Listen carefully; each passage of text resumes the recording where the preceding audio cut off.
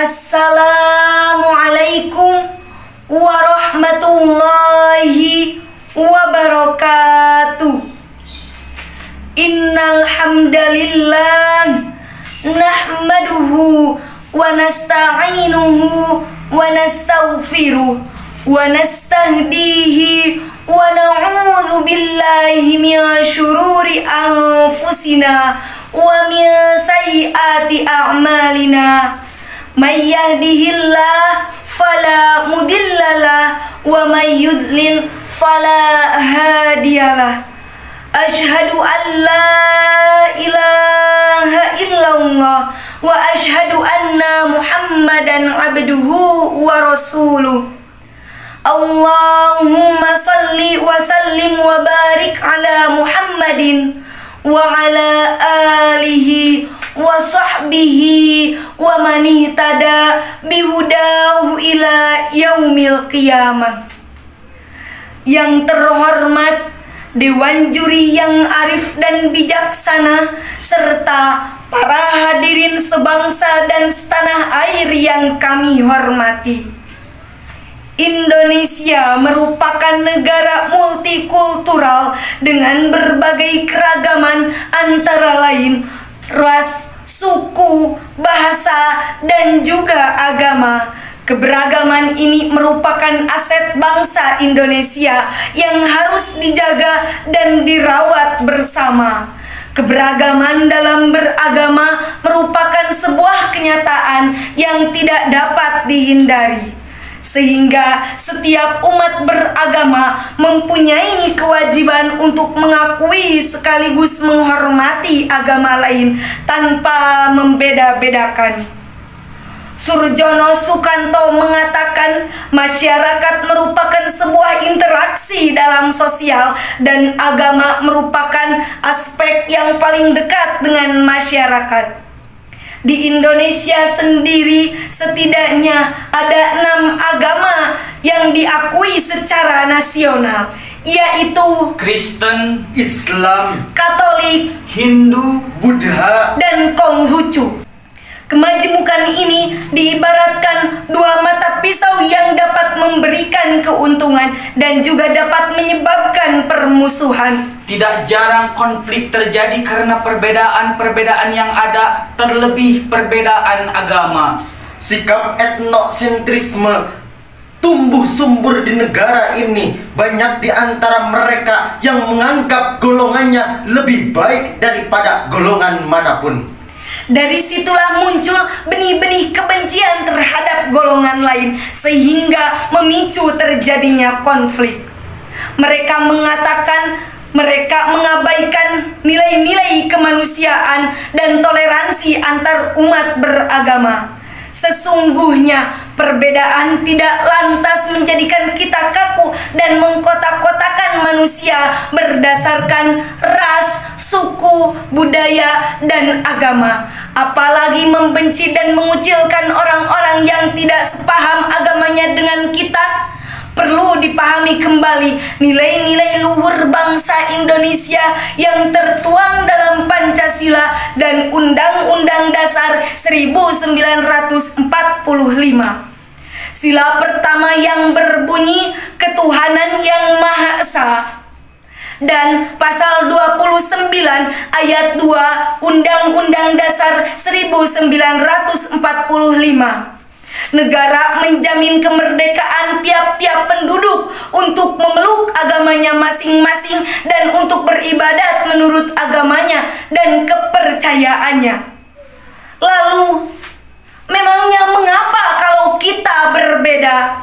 Bukankah pelangi indah karena bermacam-macam warnanya? Jika semua warnanya sama, di mana letak keindahannya? Jika dilihat dari sudut keagamaan, secara akidah memang kita sangat berbeda. Tetapi dalam kehidupan bersosial, seharusnya kita tidak memandang suatu perbedaan sebagai penghalang dalam hidup bermasyarakat. Kita manusia sebagai makhluk sosial pastinya membutuhkan satu sama lain dan tidak dapat hidup tanpa bantuan manusia lain.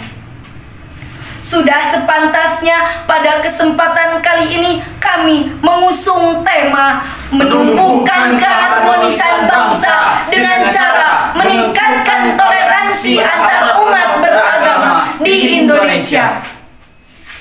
Sebagai rujukan Quran Surat An-Nahl ayat 125. أعوذ بالله من الشيطان الرجيم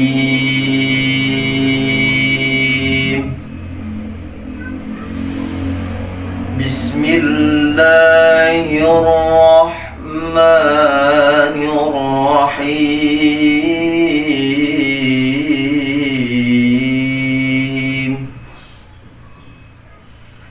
ادعوا إلى سبيل ربك بالحكمة والموعظة الحسنة وجادلهم بالتي هي أحسن إن ربك هو أعلم بمن ضل عن سبيله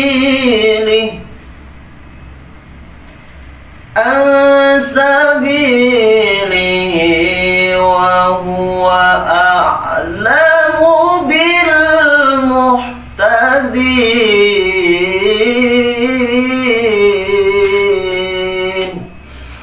Hamba berlindung di bawah naungan-Mu ya Allah dari godaan setan yang terkutuk. Dengan menyebut nama-Mu ya Allah, Maha Pengasih, Maha Penyayang. Serulah manusia kepada jalan yang benar dengan hikmah dan pelajaran yang baik, dan bantahlah mereka dengan cara yang baik. Sesungguhnya Tuhanmu lebih mengetahui terhadap orang yang tersesat dari jalannya, dan Dia lebih mengetahui terhadap orang yang mendapatkan petunjuk. Adapun karakteristik toleransi menurut Syekh Salim bin Hilali sebagai berikut. Yang pertama, kerelaan hati karena kemuliaan dan kedermawanan. Yang kedua, kelapangan dada karena kebersihan dan ketakwaan. Yang ketiga, kelemah lembutan karena kemudahan. Yang keempat, muka yang ceria karena kegembiraan. Yang kelima, rendah diri di hadapan kaum muslimin bukan karena kehinaan. Yang keenam, mudah dalam berhubungan sosial tanpa penipuan dan kelalaian. Yang ketujuh, menggampangkan dalam berdakwah ke jalan Allah tanpa basa-basi. Yang kedelapan, terikat dan tunduk kepada agama Allah Subhanahu wa Ta'ala tanpa ada rasa keberatan. Syariah telah menjamin bahwa tidak ada paksaan dalam agama. Hal ini sesuai dengan firman Allah Subhanahu wa Ta'ala, Quran Surat Al-Baqarah ayat 256. Bismillahirrahmanirrahim. La ikraha fid dini qad tabayyana ar-rusdu minal ghayy.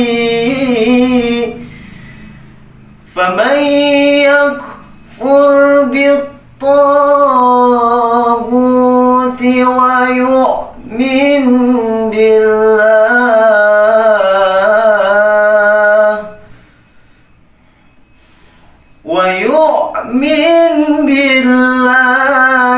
فقد استمسك بالعروة الوثقى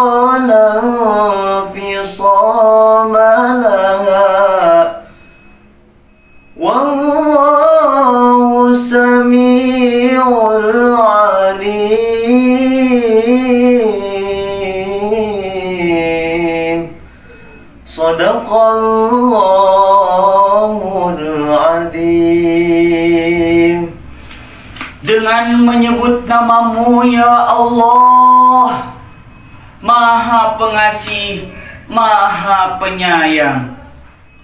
Tidak ada paksaan dalam memeluk agama Islam, karena sesungguhnya sudah jelas jalan yang benar daripada jalan yang sesat. Karena itu, barang siapa yang ingkar terhadap Togut dan beriman kepada Allah, maka sesungguhnya mereka berpegang kepada buhul tali yang kuat yang tidak akan putus. Dan Allah Maha mengetahui, Maha mendengar. Maha benar Allah yang Maha Agung. Ahmad Sawi menceritakan dalam tafsirnya, Abu Husain mempunyai 2 anak laki-laki beragama Nasrani. Di saat kedua anaknya berjualan di Madinah, ia menemui keduanya. Abu Husain sangat menginginkan kedua anaknya masuk Islam.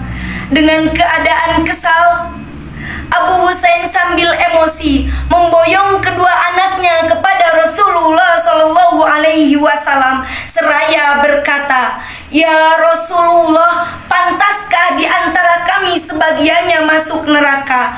Sambil menunjuk kedua anaknya dengan kesal. Namun Rasulullah Shallallahu Alaihi Wasallam diam. Maka di saat peristiwa itu turun ayat Al-Quran surat Al-Baqarah ayat 256. Tidak ada paksaan untuk memasuki agama Islam. Dasar-dasar as-sunnah juga dikemukakan untuk menegaskan bahwa toleransi dalam Islam itu sangat komprehensif dan serba meliputi, baik lahir maupun batin.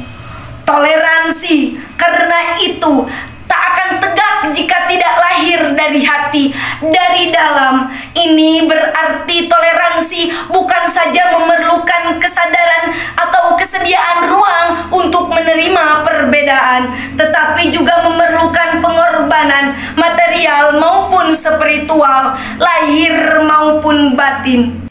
Disinilah konsep Islam tentang toleransi menjadi dasar bagi umat Islam untuk melakukan muamalah hablum minanas yang ditopang oleh kaitan spiritual kokoh hablum minallah. Namun, toleransi beragama menurut Islam bukanlah untuk saling bertukar keyakinan. Bukan pula untuk bertukar keyakinan di antara kelompok-kelompok agama yang berbeda. Toleransi di sini adalah pengertian muamalah. Jadi ada batas-batas bersama yang boleh dan tak boleh dilanggar. Inilah esensi toleransi, di mana masing-masing pihak untuk mengendalikan diri dan menyediakan ruang untuk saling menghormati keunikannya masing-masing, tanpa merasa terancam keyakinan maupun hak-haknya. Sebagai pembawa agama toleransi, Rasulullah Shallallahu Alaihi Wasallam sangat menghargai hak-hak asasi manusia. Beliau menganjurkan toleransi antar sesama umat lainnya, namun berbeda dalam mempertahankan akidah. Ketika beliau diajak oleh orang kafir untuk saling menukar waktu, tempat, dan bergantian menyembah Tuhan, beliau menjawab tegas, "Lakum dinukum waliyadin." Agama kamu untukmu dan agamaku untukku. Wassalamualaikum warahmatullahi wabarakatuh.